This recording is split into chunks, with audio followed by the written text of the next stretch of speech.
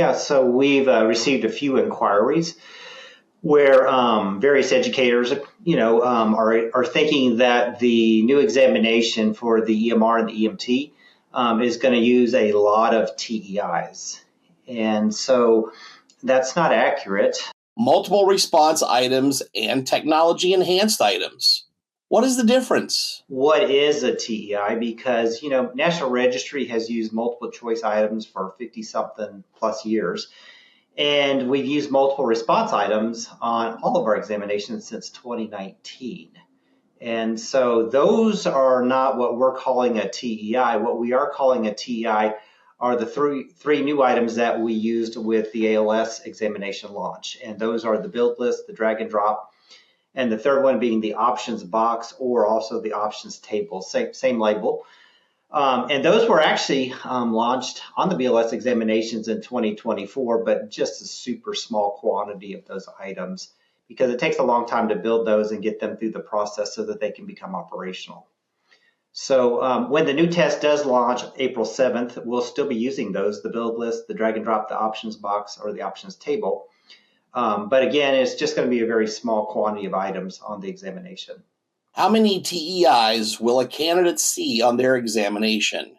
The answer may surprise you.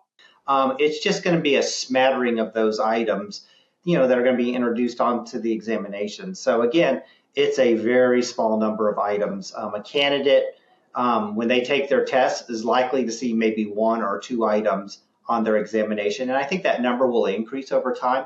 But again, it's going to be a very small number in the end. TEIs are easier to navigate than you may think.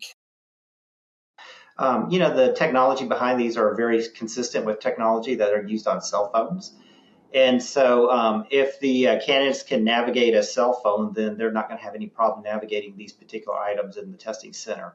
The National Registry's website contains a wealth of information.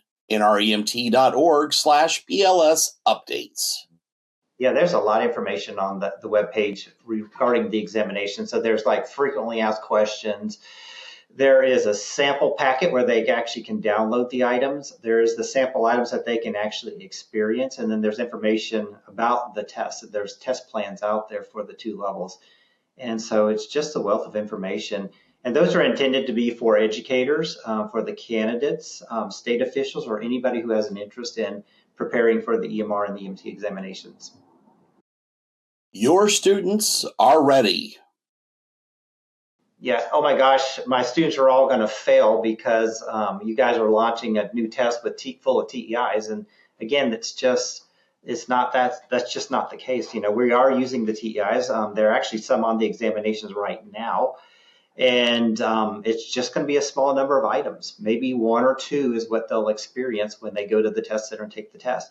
Will that grow in time? Potentially. But again, it's not going to be a big number. It's going to be a very small number of TEIs. And again, when I say TEI, I'm talking build list, drag and drop, and options box.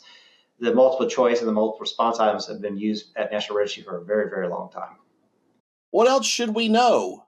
Here's some bonus information.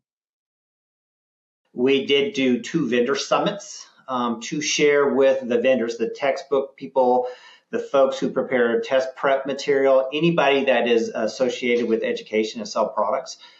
We did share these items with them, the build list, the drag and drop, the options box. And so they've had a big jump on that.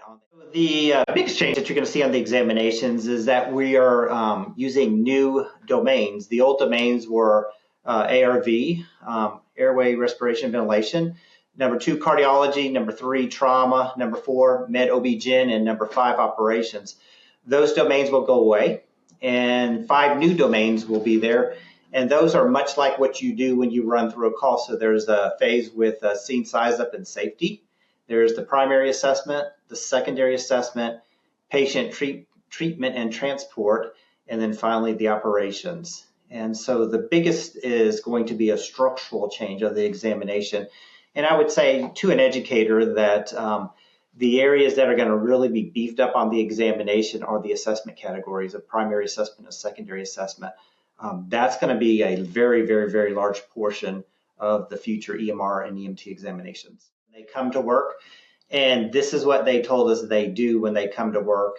each and every day. And so that is the foundation of our examination validity, is we need to test what they do when they come to work. And so as a result of that, you can see this flow: scene size up and safety, primary assessment, secondary assessment, patient treatment and transport, and ultimately operations, is things that you do when you come to work each day as an EMR or an EMT.